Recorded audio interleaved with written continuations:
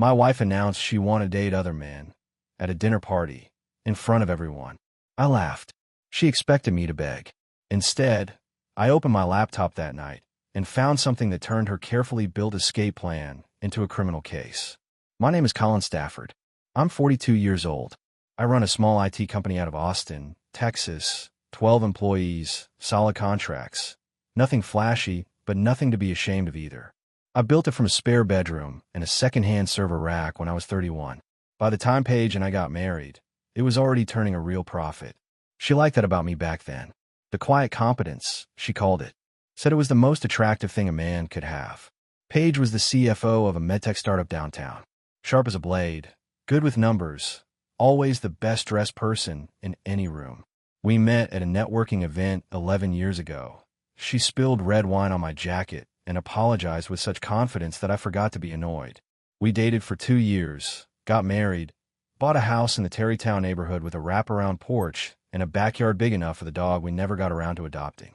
For the first 5 or 6 years, it was good. Not perfect, no marriages, but real. We traveled. We had inside jokes. We disagreed about money sometimes, about how much I reinvested in the business versus what we saved jointly, but we worked through it. That's what you do when you're building something together. Then things shifted. I couldn't tell you exactly when it started. That's the thing about slow erosion. It doesn't announce itself. But looking back now, the signs were there from at least 18 months before everything fell apart. The first thing I noticed was the phone. Paige had always been attached to it. Occupational hazard for someone in her position. But somewhere around the spring of last year, she started keeping it face down on every surface. Counters, nightstands, the coffee table. When it buzzed, she'd glance at it and angle the screen away before I could catch even a word. I told myself it was stress. Startups are brutal, and her company was in a funding cycle. I gave her space. Then there were the late evenings. 2 or 3 nights a week, she'd come home after 8, sometimes closer to 9. Dinner already cold, me on the couch, the TV on, but not really watching anything. She'd kiss my cheek, drop her bag, and disappear into the shower. No detailed explanations. Just long day, or the board wants new projections by Friday. I stopped asking follow-up questions after a while because the answers always felt thin. She started dressing differently, too. New blouses. Heels she hadn't worn since we dated. A perfume I didn't recognize. Something with cedar and something sharp underneath it. I bought her perfume every Christmas because I knew what she liked. This wasn't it. The neighbor across the street, a retired contractor named Doug Pelham who kept odd hours and walked his retriever before sunrise, mentioned something to me one Saturday morning that I couldn't shake. We were both checking our mail, making small talk about the heat, when he scratched the back of his neck and said, almost like he didn't want to, "Hey, just so you know, there's been a car parked on your curb couple mornings a week. Early, like 6:30. Dark gray sedan. Figured it was a work thing." I thanked him and walked back inside. I set the mail on the kitchen counter and stood there for a long moment, staring at nothing. A gray sedan. Paige drove to work at 8:15. A gray sedan at 6 in the morning wasn't a work thing. The second thing that stopped me cold came the same week, almost like the universe was done being subtle. Paige had asked me to grab her insurance card from the filing cabinet. She had a dentist appointment and needed it for the front desk. I found the card. I also found, tucked in a manila folder she'd mislabeled as medical, miscellaneous, a set of documents from her OB/GYN. We'd been trying to have kids for 3 years. Or so I thought. She'd gone through the motions, the conversations, the calendar tracking, the occasional sigh about timing and stress. But what I was holding in my hand was a prescription renewal. A contraceptive prescription. Filled 8 months ago. Filled again 4 months after that. I stood in that hallway with the filing cabinet still open and the insurance card in one hand and those papers in the other, and something in my chest went absolutely still. Not anger. Not grief. Just a cold, precise clarity. The kind that arrives when your brain finally stops protecting you from the truth. I put everything back exactly as I found it. I brought her the insurance card. I kissed her on the cheek when she left for the dentist. And I started paying very close attention.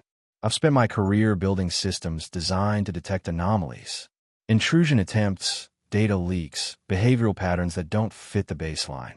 You train yourself to notice when something is off, Not because you're paranoid, but because ignoring a warning signal costs you more than investigating it.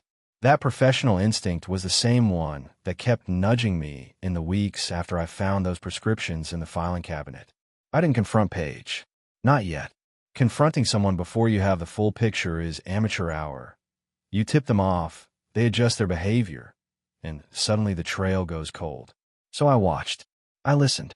And I started keeping a mental log. The late evenings continued. 3, sometimes 4 nights a week now. She'd come home with that careful, composed look she wore when she was managing something.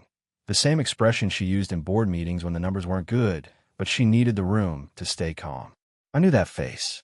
I just never expected to see it pointed at me across our own kitchen. The perfume showed up again. Cedar and something sharp. I looked it up one afternoon while she was at work. Described the scent to a fragrance website's search tool and got a match inside of 2 minutes. It was a men's cologne. Transferred scent. I sat with that for a long time before I closed the laptop. Then came Shirley. Paige's mother had been staying with us for 3 weeks, supposedly recovering from a knee replacement she'd had in late February. She was 69, stubborn as old oak, and sharper than most people half her age. I'd always gotten along with Shirley well enough. She was direct, occasionally blunt, and she made exceptional brisket. But during this visit, something was different. She was too careful around me, too deliberate with her words in a way that felt rehearsed. Shirley was not a rehearsed woman. When I walked into a room where she and Paige were talking, the conversation would stop. Not pause, stop. And they'd both look at me with the same slightly too neutral expression. It happened 4 times in 5 days. The 4th time, I excused myself to the back porch and stood in the dark for a while, putting it together. Shirley knew. Whatever was going on, Paige's mother knew about it. That meant it wasn't new, and it wasn't small. I called my sister Tess that Friday evening from my car in the office parking garage. Tess was 40, 2 years younger than me, a high school vice principal with the sharpest instincts of anyone in our family. She listened without interrupting, which, for Tess, was a significant act of restraint. "How long have you been sitting on this?" she asked when I finished. "A few weeks," I told her. "And you haven't said anything to Paige?" "Not yet." There was a pause. "Good," Tess said quietly. "Don't. Not until you know everything." Why I didn't tell Tess, what I hadn't told anyone, was that I'd already started looking. Not aggressively, not yet, but I'd run a passive scan on our home network traffic 3 days earlier. Nothing dramatic. Just a snapshot of device activity and connection timestamps over a 2-week window. What I found was enough to tell me that Paige's work laptop had been communicating with a personal email server between 10 p.m. and midnight on 7 separate occasions. Not her company server. A personal one, registered to a third-party provider that specialized in encrypted correspondence. I didn't dig into the content yet. I wanted to be methodical. Rushing gets you partial answers, and partial answers make you act on incomplete information. I'd seen that destroy cases at work. I wasn't going to let it happen here. What pushed me into the next phase wasn't strategy. It was a Tuesday evening when I came home early from a client meeting that wrapped up an hour ahead of schedule. I pulled into the driveway at 5:40 and noticed immediately that the guest bedroom light was off. Shirley always had the television on by 5. Always. The house felt different. Quieter. I let myself in through the side door and stood in the hallway listening. Muffled voices from the kitchen. Paige's voice first. Low. Fast. The tone she used when she was working through a problem. Then Shirley's. Slower. Steadier. I caught 3 words before they heard the door and went silent. 3 words in Shirley's voice, unmistakably, before he asks. Before he asks. I walked into the kitchen with my jacket still on, set my keys on the counter, and looked at both of them. Paige recovered first, gave me a smile that was technically a smile. Shirley looked at the window. "You're early," Paige said. "Meeting ended," I replied. I looked at Shirley. "How's the knee today, Shirley?" "Better," she said, still not quite meeting my eyes. "Getting there." I nodded, poured myself a glass of water, and told them I had some work to finish upstairs. I climbed to my home office, closed the door, sat down at my desk, and opened my network monitoring software. This time, I went deeper. What I found over the next 2 hours changed the entire shape of what I thought I was dealing with. Because it wasn't just messages to a private server. Buried in the metadata of a synced cloud folder page used for work documents was a financial spreadsheet, one I didn't recognize, labeled with an innocuous project code that contained account numbers I'd never seen before and a beneficiary name that wasn't mine. I wrote down every number, every name, every date. Then I picked up my phone and called a forensic accountant I knew through a business contact. A quiet, professional woman named Dana Osgood who didn't ask unnecessary questions. I need to know if money has been moved, I told her, and I need to know where it went. It was a Saturday evening in late April when Paige finally said what she'd been building toward for months. And she chose the worst possible setting to do it, which, in hindsight, tells you everything about where her head was. We were at a dinner party at the home of our friends Kyle and Andrea Fleming. 8 people around a long dining table, good wine, the kind of easy conversation that flows when everyone's known each other long enough to skip the small talk. I'd been quiet most of the evening. Not obviously so. I laughed when it was appropriate, refilled glasses, answered questions. But inside I was carrying everything I'd found over the past 2 weeks like a stone in my chest. Paige had been different all evening. Animated, flushed, like she was running on some private energy source the rest of us didn't have access to. She had 2 glasses of Cabernet before we sat down. By the main course, she was on her 4th. I watched her and said nothing. It was during a lull in conversation, one of those natural pauses where everyone takes a breath and reaches for their glass, that she did it. She set her wine down, turned to face me across the corner of the table, and said it loud enough for everyone to hear. "Colin, I've been doing a lot of thinking. I want to explore dating other people. I still want us to stay married. I need the freedom to figure some things out." The table went silent. Not the comfortable kind. Carl stopped with his fork halfway to his mouth. Andrea looked at me. The couple across from us, longtime friends named Rob and Jennifer, both stared at the tablecloth. Paige was watching me with an expression I can only describe as expectant, like she was waiting for me to argue, to plead, to ask her what he could do to fix things, like she expected me to fight for her right there in front of everyone. Instead, I laughed. Not a cruel laugh. Not performed. It just came out, a short, genuine sound of disbelief at the sheer audacity of the moment. I set my napkin on the table, leaned back in my chair, and looked at her with the most level gaze I could manage. "You want to date other men," I said, "and you want me to fight to win you back. Is that the idea?" Her expression shifted. Something tightened behind her eyes. "That's not," she started. "Because I'm not going to do that," I continued, keeping my voice calm. "I'm not going to compete for a woman who's already made her choice. That's not strength, Paige. That's just embarrassing yourself." She opened her mouth, closed it. Her face had gone from flushed to something redder. Not wine, not heat. Something closer to the specific color of a person who expected a very different outcome and isn't sure what to do now. I looked around the table, acknowledged our friends with a brief nod, and stood up. "Thank you for dinner," I said to Kyle and Andrea. It was genuinely a good evening up until about 90 seconds ago. I picked up my jacket from the back of the chair, shook Kyle's hand, and walked out through the front door into the cool night air. I drove to a hotel on the east side of the city. Nothing fancy, clean, quiet, anonymous. The kind of place where no one expects conversation. I checked in, took the elevator to the 4th floor, and sat on the edge of the bed with my laptop open and the room's one lamp throwing a narrow cone of yellow light across the desk. I wasn't running. I was removing myself from a situation that no longer required my presence, so I could focus on what actually needed to be done. I opened the remote access portal for our home network, the same monitoring infrastructure I'd used professionally for years, installed on our system when I first set it up and never removed. Within 40 minutes, I was inside Paige's sync devices. I wasn't looking for drama. I was looking for documentation. What I found in the photo metadata stopped me cold. The timestamps, the GPS coordinates embedded in images she'd sent from her phone. They placed her at our home address on 4 separate occasions during mornings when I'd been traveling for client work. Not a hotel. Not his place. At her house. I sat very still and looked at those coordinates for a long time. Then I picked up my phone and called our furniture company's after-hours line.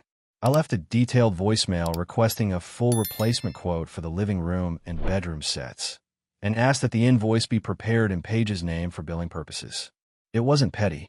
It was the first clean action I could take in a situation that had become very dirty without my knowledge or consent. By 2 in the morning, the hotel room had become something else entirely. I'd pulled the small desk away from the wall, arranged my laptop, phone, and a yellow legal pad in a tight working triangle. And I was moving through Paige's digital footprint with the same systematic focus I brought to any professional audit. What I found in the first hour told me the affair had been going on for at least 5 months. The encrypted personal server she'd been using, the one I'd flagged in the home network traffic 2 weeks earlier, contained message threads saved under a contact name that read P. Langford, vendor. Spencer's last name, as it turned out, was Langford. He was a senior product manager at a competing medtech firm. They'd met at an industry conference in Phoenix 8 months ago. The messages started professional. Within 3 weeks, they were not. I didn't read all of them. I didn't need to. I pulled timestamps, screenshotted key exchanges, cataloged dates, and cross-referenced them against Paige's calendar syncs. The pattern was systematic. Tuesday evenings and some Friday afternoons, always framed in her calendar as client calls or strategy sessions. Then I found the hotel records. 2 separate stays at a property 12 minutes from our house. The first on a Tuesday, 6 weeks ago. The second on a Thursday, 3 days before Paige had canceled a dinner reservation I'd made for our anniversary, citing an emergency board meeting that, according to the company's public filing schedule, hadn't existed. I wrote down both dates, both confirmation numbers, both room totals, charged to a corporate card she managed independently through the startup. The GPS data from the photos was what truly gutted me, though. For mornings while I was traveling, twice to Dallas, once to Denver, once to a 2-day conference in Nashville, Spencer's digital trail put him inside our home, inside the house I'd bought, the rooms I'd renovated on weekends with my own hands. I closed the laptop at 2:45, stood up, and walked to the window. The city outside was quiet. A few lit windows in the building across the street. Headlights moving slowly on the road below. I thought about the version of myself that had walked into that dinner party 6 hours ago, carrying all of this silently, still giving Paige the benefit of a doubt I no longer had any logical reason to extend. That version of me was gone. What replaced it wasn't rage. It was a kind of cold, forward-facing clarity that I recognized from the hardest professional moments of my career. The problem was defined. Now came the solution. I called Dana Osgood at 8 the following morning. She answered on the second ring, unhurried and professional. I've identified unauthorized transfers through a joint account and a secondary account I wasn't fully aware of. I told her, I need a complete forensic picture, where the money went, how much, and whether any of the transactions constitute wire fraud. A brief pause. Send me your documentation. I'll start the trace today. I sent her everything I had by 9:15. Then I showered, put on the same clothes I'd worn to the dinner party, and drove to my office, because the rest of the world still had a Tuesday to get through, and so did I. But the game had changed. Paige just didn't know it yet. Dana Osgood called me on a Wednesday morning, for days after I'd sent her the documentation package. I was sitting at my office desk with the door closed and a cup of coffee going cold beside my keyboard. She didn't waste time on preamble. Mr. Stafford, I've completed the initial trace, she said. You're going to want to take notes. I already had a legal pad open. Go ahead. What she laid out over the next 20 minutes was methodical and, in a strange way, almost impressive, the way a well-engineered fraud usually is, right up until the moment someone with the right tools looks at it directly. Paige had been moving money from our joint savings account in increments small enough to avoid triggering automatic alerts. Never more than $6,000 at a time, always spaced at least 12 days apart, always on mornings when I had standing client calls scheduled, which meant she knew my calendar, which meant she'd been planning this while sitting across from me at the breakfast table. Over the course of 7 months, the total came to just under $840,000. The bulk of it had landed in a personal account she'd opened at a credit union across town, listed solely in her name. But it was the secondary transfers that turned this from a painful discovery into a potential criminal matter. 3 payments, totaling $160,000, had been wired from Paige's personal account to a business entity called Langford Vertex Solutions, LLC. Spencer Langford's company, registered 4 months ago in Travis County. Its stated business purpose was technology consulting. Its only client, based on the invoices Dana had pulled through a public records request, was a shell reference, a company name that corresponded to no registered business in any state database. In plain language, Dana said, your wife transferred a significant portion of marital assets to her romantic partner, under the guise of a business transaction. That's not just a civil matter in a divorce proceeding. Depending on how her attorney frames it, this could meet the threshold for wire fraud at the federal level. I wrote that down and underlined it twice. How solid is the documentation? I asked. Solid enough that a forensic accountant will be comfortable presenting it to a federal investigator, she said. The paper trail is clean. She didn't cover her steps particularly well. She relied on the assumption that you weren't looking. That assumption had been her most expensive mistake. I thanked Dana, ended the call, and sat for a moment with my pen tapping slowly against the legal pad. Then I did something I've been preparing for since the previous week. I picked up my personal phone, not my work phone, not a device connected to her home network, and I called Paige. She answered on the third ring, her voice carefully neutral. Colin, I thought we should talk, I said. About the finances. A pause. Not long. Maybe 2 seconds, but enough. What about them? I've been going over the joint account, I said. There are some transfers I don't recognize. I thought maybe you could walk me through them. Another pause. Longer this time. I've been managing some tax reserve allocations. You know how complex our bracket got after the Series B closed. I was going to loop you in. Of course, I said. Can you tell me specifically about the transfers to Langford Vertex Solutions? The 3 payments. Total of $160,000. The silence that followed was different from the others. It had a texture to it. The texture of someone running calculations very fast. That's a vendor relationship, she said finally. Technology consulting for the startup.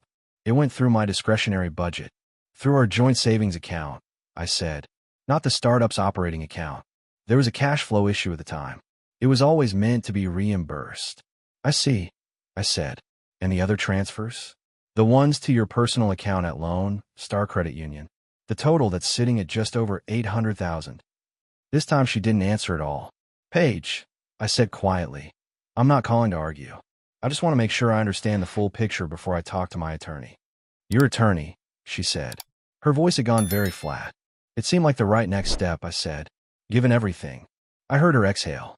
And then, in a lower voice, tight with something between calculation and frustration, she said, Colin, if you're thinking about making this adversarial, I want you to understand that I was the one who raised the issue of our relationship first. That has legal implications for how fault is framed. And there it was. I'll let a brief silence pass. Good to know, I said. I'll pass that along. I ended the call and saved the recording to my encrypted cloud drive. In the state of Texas, recording a call with the consent of one party, yourself, is entirely legal. I was the consenting party. Every word she'd said about the vendor relationship, the tax allocation, the legal implications of who raised the issue first, all of it was now documented audio. She hadn't called an attorney yet when she said that. I could tell by the way she said it. Unpolished, reactive, a tactical move made without counsel, which meant she was still operating under the assumption that she controlled the timeline. She didn't. I did. By the end of that week, the picture was complete. Not comfortable, complete. There's a difference. A complete picture doesn't mean you feel good about what you're looking at. It means you stop being surprised by it. Tess came over to my temporary apartment. I'd moved out of the hotel and into a furnished short-term rental on the south side of the city. On a Thursday evening, with 2 sandwiches and the expression she wore when she already knew the answer to the question she was about to ask. How bad? She said, setting the food on the counter. Comprehensive, I said. I walked her through it. The 7 months of transfers. The LLC. The $160,000 dispenser. The recorded call. She listened with her arms crossed and her jaw set, the way she listened to disciplinary situations at her school, absorbing without reacting until she had the full inventory. When I finished, she was quiet for a moment. Then, she said it had legal implications. That she raised the issue first. Correct. Tess shook her head slowly. She was trying to preempt you. Set herself up as the one who proactively disclosed problems in the marriage, so any infidelity claim gets muddied. That's exactly what she was doing, I said. Her attorney, whoever she ends up with, probably would have advised something like that. Except she did it before she had an attorney, and she did it on a recorded line. Tess almost smiled. Almost. And Spencer. I'd spent 2 days building a complete profile of Spencer Langford, and what I found added another layer to the whole thing. He hadn't just materialized at an industry conference 8 months ago. He had a pattern. 3 companies in 5 years. Each departure tied to a relationship with a female colleague. Never documented. Never formally escalated. Always quietly managed. 1 separation agreement. 1 internal transfer to another division. 1 mutual resignation packaged as a restructure. He was good at this. He found ambitious women in high-pressure environments, made them feel understood, and let the relationship run its course until it either served his purposes or stopped doing so. Paige wasn't a love story. She was a target. That information was going in a folder for Spencer's current employer. But not yet. Timing mattered. The thing I hadn't told Tess yet, the thing I was still sitting with, came from a detail buried in a message thread I'd pulled from Paige's sync backup. A reference, casual and brief, to Spencer's wife. Her name was Michelle. She was 37. And according to a comment Paige had made in a message 8 weeks ago, Michelle was 7 months pregnant. I sat with that for a long time before I said anything out loud about it. On one hand, Michelle Langford had done nothing wrong. She was carrying a child and living in a version of her life that hadn't been contaminated by the truth yet. On the other hand, she was building that life on a foundation of lies. And, at some point, the lies were going to collapse whether I was involved or not. I thought about what I would want, in her position. I thought about it for 3 days. Then I had a letter drafted, not by me directly, but through a third-party anonymous mail service I'd used once before for a security disclosure. No accusation, no editorial, just a folder of documentation, timestamps, messages, hotel confirmation numbers. The kind of evidence that speaks without needing a narrator. I sent on a Tuesday. I didn't watch for a response. Whatever happened in the Langford household after that envelope arrived was between Michelle and the man she'd married.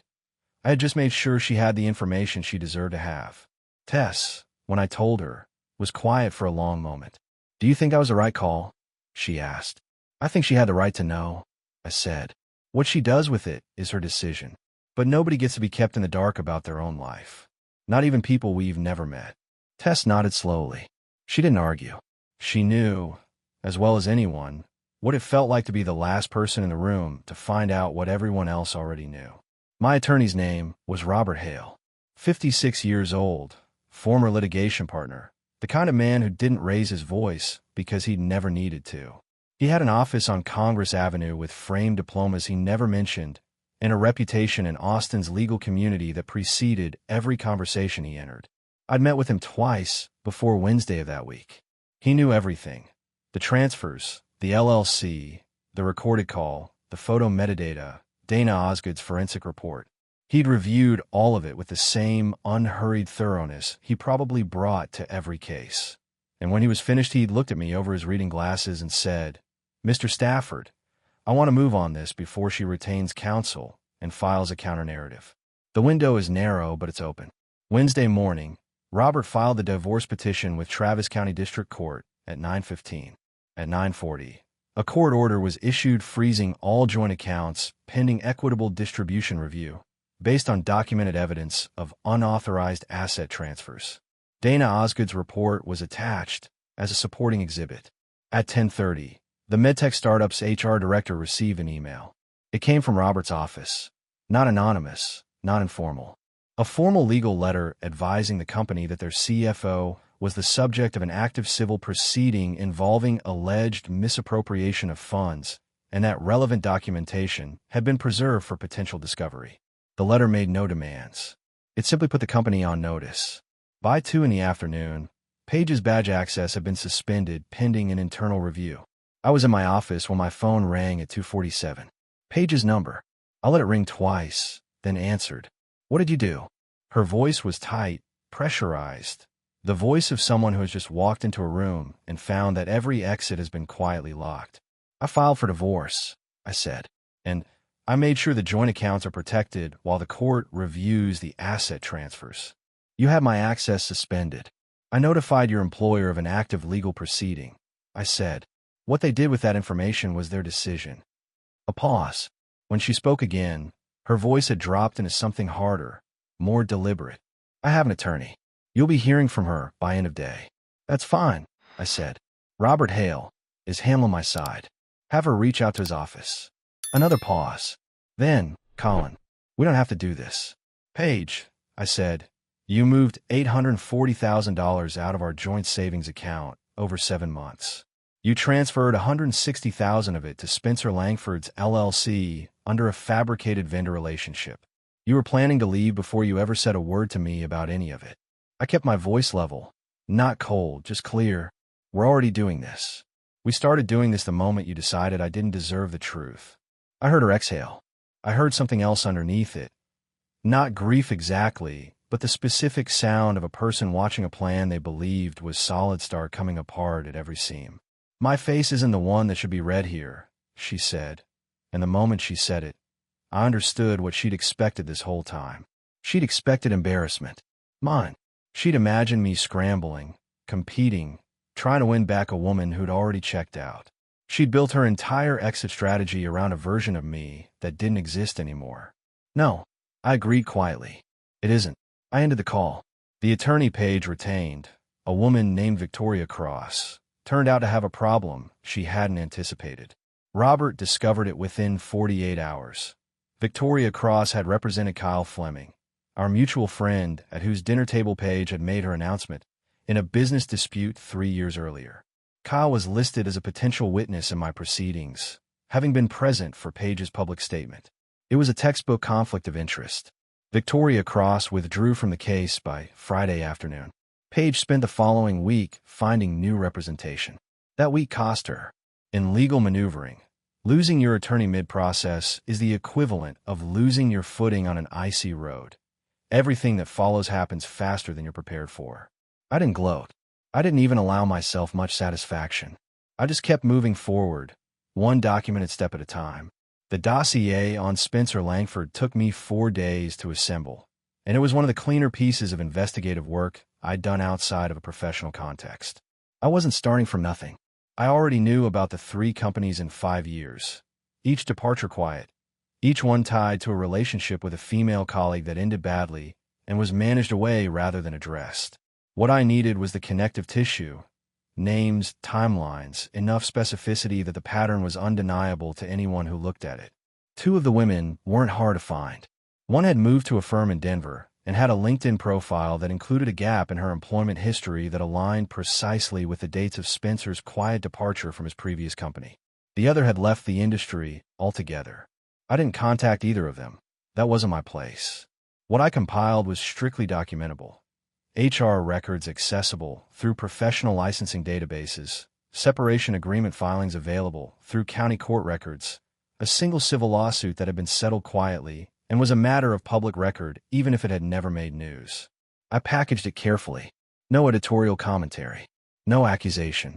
Just the documented timeline, source-cited, presented with the same clean format I used for client security reports.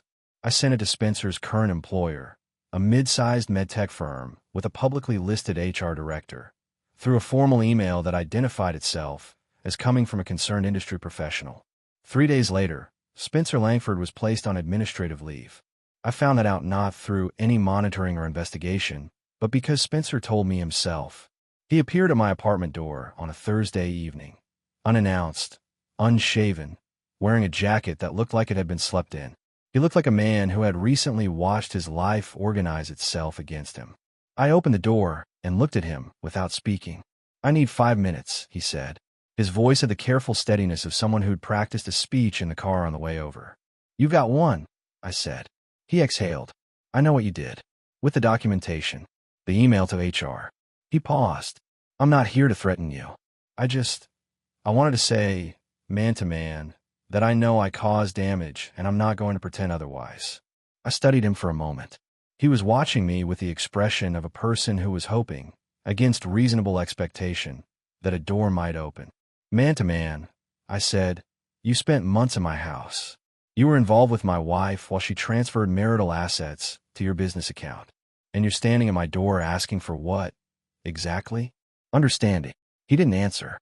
"Here's what I'll tell you, man to man," I continued, keeping my voice even. "You made your choices. The consequences that are following you now aren't something I arranged out of spite.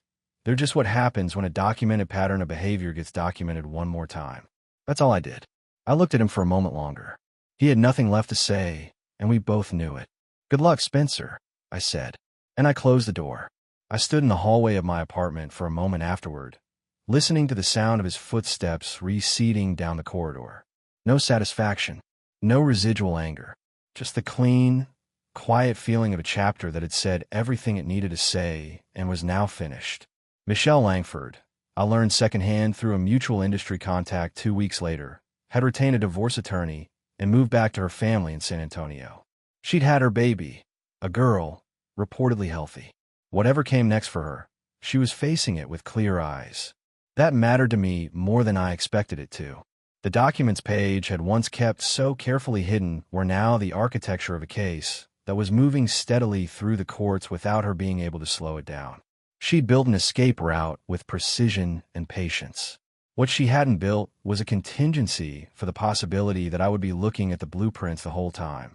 The hearing was set for a Thursday morning in late June, 8 weeks after Robert Hale filed the original petition. Travis County Family Court, 3rd floor, Courtroom C. I arrived 20 minutes early in a dark gray suit I hadn't worn since a client presentation 2 years prior, found a seat at the plaintiff's table, and reviewed my notes while the room filled around me. Paige came in with her new attorney, a man named Douglas Farr who'd taken the case after Victoria Cross withdrew. He was competent enough, from what Robert had told me, but he'd inherited a file that was already substantially stacked against his client. He had the look of someone making the best of what he'd been handed. Paige sat down without looking at me. She was dressed carefully, understated, controlled, the image of a professional woman navigating an unfair situation. I noticed the effort in it, the way she'd calibrated everything about her appearance for the specific audience of a judge. Judge Carol Rourke entered at 9:02. 63 years old, 21 years on the bench, a reputation among Austin family law attorneys as someone who read case files thoroughly before she ever sat down and didn't tolerate performances in her courtroom. She settled into her chair, opened the folder in front of her, and scanned the first page without speaking. Then she looked up. "Mr. Farr," she said, "your client has filed a response asserting emotional distress as a mitigating factor in the asset transfer claims. I've read it. I want to address something before we proceed." She set the page down and folded her hands. Emotional distress is a condition. It is not a financial instrument. It does not explain wire transfers to a third-party LLC. Are we clear on that distinction? Douglas Farr said they were clear. Page a prepared statement. Farr introduced it early in the proceedings. A carefully written account of feeling unseen in the marriage, of seeking connection elsewhere, of making financial decisions under emotional duress. She read portions of it aloud in a voice that was steady but weighted with something that was designed to read as vulnerability. Judge Rourke let her finish. Then she removed her reading glasses and set them on the bench. "Mrs. Stafford," she said, not unkindly, but with the precision of someone who had heard every variation of this particular speech, "I understand that marriages deteriorate for complex reasons and that emotional pain is real. I'm not dismissing that. What I am addressing today is the movement of $840,000 from jointly held accounts over a 7-month period, and the subsequent transfer of $160,000 of those dollars to a business entity registered to a third party. Those transactions don't become legally neutral because the person who made them was unhappy. Do you understand the distinction I'm drawing?" The courtroom was very quiet. Paige's jaw tightened fractionally. She said she understood. Robert then introduced the evidence in sequence. Dana Osgood testified as a forensic expert, clear, methodical, unshakable under Farr's cross-examination. The recorded phone call was played in full. When Paige's voice came through the courtroom speaker saying, "The fact that I was the one who raised concerns about our relationship first, that matters, legally," Judge Rourke made a note without changing her expression. The LLC documentation followed. The hotel records. The photo metadata, placing Spencer at our home address. By the time Robert rested, Farr had very little left to work with. He made his arguments carefully and professionally, but arguments built on a weak foundation don't gain structural integrity from the quality of the delivery. Judge Rourke ruled on the asset claims the same day. She awarded me full recovery of the transferred marital assets, directed Paige to liquidate the personal savings account and return the funds to a court-supervised account pending final distribution, and refer the LLC transfer documentation to the Travis County DA's office for review of potential financial fraud statutes. She did not rule on the LLC referral. That was outside her jurisdiction, but she made clear in her language that the transfers were not consistent with any recognized legitimate financial purpose. The divorce decree was finalized 3 weeks later. The house, which I had purchased before our marriage and which had never been properly co-titled due to a documentation error Paige had overseen, remained mine entirely. I walked out of the courthouse in a bright July sunlight and stood on the steps for a moment. Robert shook my hand and said we'd done well. I thanked him, and I meant it. Then I walked to my car alone, sat behind the wheel, and let the silence settle around me for a full minute before I started the engine. It wasn't triumph. It was the specific, quiet feeling of a long and difficult piece of work finally being finished. 3 months passed. Austin in early fall is its own particular thing. The heat finally breaking, the evenings coming cooler, the city exhaling after a long summer like it's been holding something in. I noticed it more than usual that year. Maybe because I was paying attention to things I'd stopped noticing during the years. I was focused entirely on holding a crumbling marriage together with steady hands and deliberate ignorance. I'd moved into a new place on the east side of the city, a 2-bedroom in a converted building with exposed brick and tall windows that let in the morning light in a way that the Terrytown house never had. I'd furnished it myself, piece by piece, without compromise or negotiation. The simplicity of that felt significant in ways I hadn't expected. Tess came over on a Saturday afternoon with a bottle of good bourbon and the particular look she wore when she wanted to have a real conversation but wasn't going to force it. We sat on the small balcony, and she let the quiet run for a while before she said, "There's something I've been thinking about since this whole thing started." The way Paige framed it, the open marriage thing, the "I need to explore" language. Do you think she actually believed that was a legitimate choice she was offering you? Or do you think she knew exactly what she was doing? I thought about it honestly. Both, I said. I think she'd convince herself it was a reasonable ask because the alternative, admitting she'd already made a decision and was just managing the exit, required more self-awareness than she wanted to have. But underneath the language, it was a maneuver. She wanted to establish a narrative where she was being honest and open, not deceptive, so that if it ever came to court, she'd positioned herself as the communicating partner. Tess turned her glass slowly. So the open marriage framing wasn't freedom. It was cover. It was cover, I said, and it nearly worked. Except she said it out loud, in front of witnesses, before she had an attorney. Tess shook her head slowly. That's the part that gets me. The audacity of it. Standing up at Kyle's dinner table and announcing it like she was presenting a quarterly report. She expected me to fall apart, I said. Or beg. That was the calculation. She never considered that I'd already been looking. We were quiet for a while after that, watching the neighborhood below in the early autumn light. The question I hadn't answered out loud, not to Tess, not fully even to myself, was the one about Michelle Langford. Whether sending that letter was right. I'd made the decision, and I stood by it. But standing by a decision and being at peace with every edge of it are different things. Michelle had delivered her daughter, relocated to San Antonio, and filed for divorce from Spencer. Those were facts I knew. What I didn't know, and couldn't know, was what those weeks had cost her, how she processed it, what it had done to a pregnancy that should have been a straightforward joy. I told Tess about it plainly. She listened, and when I finished she said, "You gave her the truth and you let her decide what to do with it. That's all anyone can do."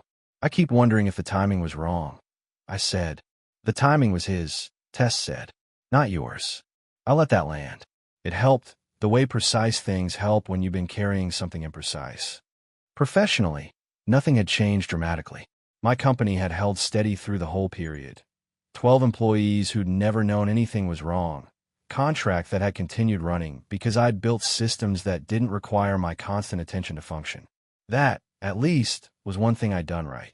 Spencer Langford had been terminated from his position following the internal review. The Travis County DA's office had opened a preliminary inquiry into the LLC transfers. Nothing had been charged yet, but the file was open, which meant the window for accountability was still active. I checked in with Robert Hale periodically. He told me to be patient. I was good at patient. I was at an industry conference in Houston in mid-October. 2 days of panel discussions and networking dinners that I'd almost skipped before deciding that isolation wasn't the same thing as healing. When I found myself in conversation at the evening reception with a woman I hadn't met before. She was composed, direct, with the kind of economy of language that comes from spending years in a field that doesn't reward decoration. We talked for 20 minutes before she mentioned, offhandedly, that she worked in forensic financial investigation. I looked at her.